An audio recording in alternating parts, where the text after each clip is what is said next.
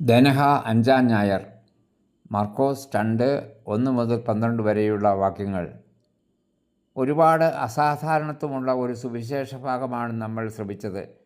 ഈശോ ഭവനത്തിലായിരിക്കുമ്പോൾ ഒരുപാട് പേർ വീട്ടിലും വെളിയിലുമായി തിങ്ങിക്കൂടി.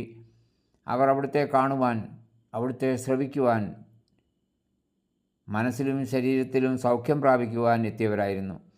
ആ സമയത്ത് 4 പേർ ഒരു തളർവാദ രോഗിയെ കിടക്കയോടുകൂടി വഹിച്ചുകൊണ്ട് കർത്താവിൻ്റെ അടുത്തെത്തുവാൻ പരിശ്രമിച്ചു. ആൾക്കൂട്ടം മൂലം അവർക്കത് സാധിച്ചില്ല. അവർ പുരമുകളിൽ കയറി ഒരു തുറവിയുണ്ടാക്കി അതിലൂടെ തളർവാദ രോഗിയെ ഈശോയുടെ മുമ്പിലെത്തിച്ചു. വിശ്വാസത്തിൻ്റെ വലിയൊരു വെളിപ്പെടുത്തലായിരുന്നു അത്. തളർവാദ രോഗിയെ കിടക്കയോടെ ചുമന്നവരുടെയും അതുപോലെ തളർവാദ രോഗിയുടെയും വിശ്വാസപ്രകടനം കർത്താവിനെ അത്ഭുതപ്പെടുത്തി. തളർവാദ രോഗിയുടെ അവസ്ഥയെക്കുറിച്ച് കർത്താവിന് അനുകമ്പ തോന്നി. അവൻ്റെ കണ്ണുകളിലേക്ക് അവിടുന്ന് സൂക്ഷിച്ചു നോക്കി, ഒപ്പം അവൻ്റെ ഹൃദയത്തിലേക്കും. അവൻ്റെ ശരീരത്തിനും മനസ്സിനും തളർച്ച ബാധിക്കുന്നതായി അവിടുന്ന് തിരിച്ചറിഞ്ഞു.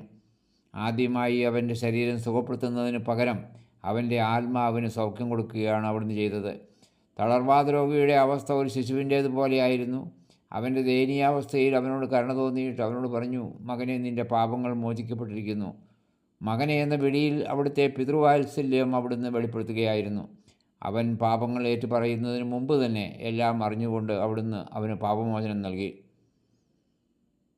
തളർവാദ രോഗി ഉള്ളിൽ അതനുഭവിച്ചു, എന്നാൽ ബാഹ്യമായി അത് ആർക്കും ദൃശ്യമായിരുന്നില്ല. ഇവന് പാപമോചനം നൽകുവാൻ എങ്ങനെ സാധിക്കും? യേശുവിന് അതിന് എന്ത് അധികാരമാണ് ഉള്ളത് എന്നും കർത്താവിനെ നിരീക്ഷിച്ചുകൊണ്ട് നിയമജ്ഞർ ചിന്തിച്ചു. അവരുടെ ഉള്ളിലിരുന്ന ചിന്ത അവിടുന്ന് മനസ്സിലാക്കിക്കൊണ്ട് കർത്താവ് അവരോട് ചോദിക്കുകയാണ്, ഏതാണ് എളുപ്പം? തളർവാദ രോഗിയോട് നിൻ്റെ പാപങ്ങൾ മോചിക്കപ്പെട്ടിരിക്കുന്നു എന്ന് പറയുന്നതോ, എഴുന്നേറ്റ് നിൻ്റെ കിടക്കയും എടുത്ത് നടക്കുക എന്ന് പറയുന്നതോ? എന്നാൽ ഭൂമിയിൽ പാപങ്ങൾ മോചിക്കുവാൻ മനുഷ്യപുത്രന് അധികാരമുണ്ടെന്ന് നിങ്ങൾ അറിയേണ്ടതിന് ഞാൻ നിന്നോട് പറയുന്നു, എഴുന്നേൽക്കുക, കിടക്കയും എടുത്ത് വീട്ടിലേക്ക് പോകുക. ശരീരത്തിന് സൗഖ്യം കൊടുക്കുന്നതോ ആത്മാവിന് സൗഖ്യം കൊടുക്കുന്നതോ ഏതാണ് എളുപ്പം? അങ്ങനെ കർത്താവ് അവരുടെ ചോദ്യത്തിന് ഒരു ഉത്തരം നൽകുകയായിരുന്നു. കർത്താവ് ഈശോ തൻ്റെ വാക്കിൻ്റെ ശക്തിയിലൂടെ രണ്ടും പ്രകടമാക്കുകയാണ്. അവിടുന്ന് അത് ആ നിമിഷം തന്നെ വെളിപ്പെടുത്തി. ഒരുവൻ്റെ പാപങ്ങൾ മോചിക്കപ്പെട്ടോ ഇല്ലയോ എന്ന് മനസ്സിലാക്കുവാൻ ബാഹ്യമായി സാധിക്കുകയില്ല, എന്നാൽ കണ്ടു മനസ്സിലാക്കാൻ സാധിക്കുന്നുവെന്നാണ് അവിടുന്ന് തുടർന്ന് ചെയ്യുന്നതും പാപമോചനത്തിൻ്റെ തെളിവായി അവിടുന്ന് അവർക്ക് കാണിച്ചു കൊടുക്കുന്നതും.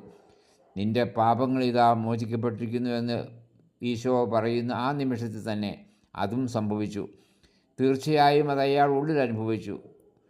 അതുപോലെ നിൻ്റെ കിടക്കയും എടുത്ത് വീട്ടിലേക്ക് പോവുക എന്ന് അവിടുന്ന് അവനോട് പറയുമ്പോൾ തൻ്റെ ശരീരത്തിലും മനസ്സിലും അതിനുള്ള ശക്തി ലഭിച്ചതായി അവൻ അനുഭവിച്ചറിഞ്ഞു.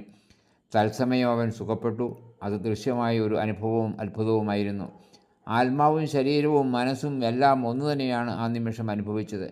തളർവാദ രോഗിയുടെ കൈകൾക്കും കാലുകൾക്കുമാണ് തളർച്ച സംഭവിച്ചത്. അത് നീക്കിക്കൊണ്ടാണ് കിടക്കയും എടുത്ത് വീട്ടിലേക്ക് തിരിച്ചു പോകാനുള്ള ശക്തി കർത്താവ് അയാൾക്ക് കൊടുത്തത്. അതിനുള്ള സന്നദ്ധത അയാളുടെ മനസ്സിനും ലഭിച്ചു. ശരീരത്തെയും ആത്മാവിനെയും ഒരുപോലെ തളർത്തുന്ന ഒരു മനോഭാവത്തിലാണ് പലരും പല സാഹചര്യങ്ങളിലും ഇന്ന് ജീവിക്കുന്നത്. രോഗാതുരമായ ഈ അവസ്ഥയിൽ നിന്നുള്ള മോചനം ഏവർക്കും ആവശ്യമാണ്.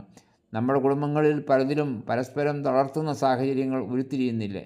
പരസ്പരം പ്രോത്സാഹിപ്പിക്കുന്നതിന് പകരം പരസ്പരം തളർത്തുന്ന അവസ്ഥ. ഒറ്റപ്പെടുത്തലുകൾ എത്ര പേരെ തളർത്തിക്കളയുന്നു. 4 പേർ ഒന്നിച്ചാണ് തളർവാദ രോഗിയെ അന്ന് കർത്താവിന് മുമ്പിൽ അവർ എത്തിച്ചത്. തളർന്നവനെ സൗഖ്യപ്പെടുത്തുവാൻ അവർ സഹായിച്ചു. അതിനവർ അയാൾക്ക് താങ്ങായി. അങ്ങനെയൊരു കൂട്ടായ്മ ഇന്ന് നമ്മുടെ ഇടയിൽ അപ്രത്യക്ഷമായിക്കൊണ്ടിരിക്കുകയല്ലേ? ഇന്ന് രോഗത്തെക്കുറിച്ചുള്ള ആപരാധികളും ഉത്കണ്ഠയും എല്ലാവരെയും തന്നെ അലട്ടുന്നു. എന്നാൽ പാപത്തെക്കുറിച്ചും അത് വരുത്തിവയ്ക്കുന്ന തിന്മയെക്കുറിച്ചും ആരും ചിന്തിക്കുന്നില്ല. പാപത്തിൻ്റെ തിന്മയെ ആയുധമാക്കുകയോ ആപേക്ഷികമാക്കുകയോ ഒക്കെയാണ് സമൂഹവും മാധ്യമങ്ങളും ഇന്ന് ചെയ്തുകൊണ്ടിരിക്കുന്നത്. അതുവഴി ഒരു സമൂഹം മുഴുവനും ഒരു വിധത്തിലുള്ള തളർച്ചയിലേക്ക് വഴുതി വീഴുകയാണ്. രാഷ്ട്രീയവും മതവും സാമ്പത്തിക സംവിധാനങ്ങളും ഒക്കെ പരസ്പരം തളർത്തുന്നതിനും തകർക്കുന്നതിനുമാണ് പദ്ധതികൾ രൂപീകരിക്കുന്നത്. വിവിധ സമൂഹങ്ങൾ പരസ്പരം പോരാടുന്ന ചേരികൾ ആയിട്ടാണ് നിലയുറപ്പിക്കുന്നത്. ഐക്യത്തിന് പകരം ആധിപത്യമാണ് ഈ സ്വാധീന സംവിധാനങ്ങളിൽ എല്ലാം നിലനിൽക്കുന്നത്. സൗഖ്യപ്പെടുത്തലിൻ്റെയും പാപമോചനത്തിൻ്റെയും വാക്കുകൾ നമ്മുടെ നാവുകളിൽ നിന്നും പുറപ്പെട്ട് തളർന്നു പോകുന്നവരുടെ ആത്മാവിനും ശരീരത്തിനും ശക്തി പകരണം. അതിനാണ് കർത്താവ് നമ്മെ വിളിച്ചിരിക്കുന്നതും അധികാരപ്പെടുത്തുന്നതും. മറ്റുള്ളവരുടെ ഭാരം വഹിക്കുവാൻ നമ്മുടെ സമൂഹങ്ങൾ സന്നദ്ധമാകണം.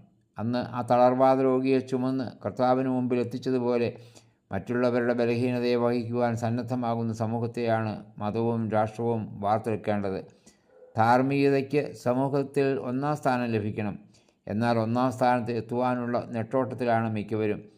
അതിനിടയിൽ ബലഹീനരായവരെക്കുറിച്ച് ചിന്തിക്കുവാൻ സമയമില്ല. പാപത്തെ ഉന്മൂലനം ചെയ്യുവാനുള്ള വിശുദ്ധിയും നിശ്ചയദാർഢ്യവും നമ്മൾ ജീവിക്കുന്ന സമൂഹത്തിലെ നേതൃത്വത്തിന് ഉണ്ടാകണം.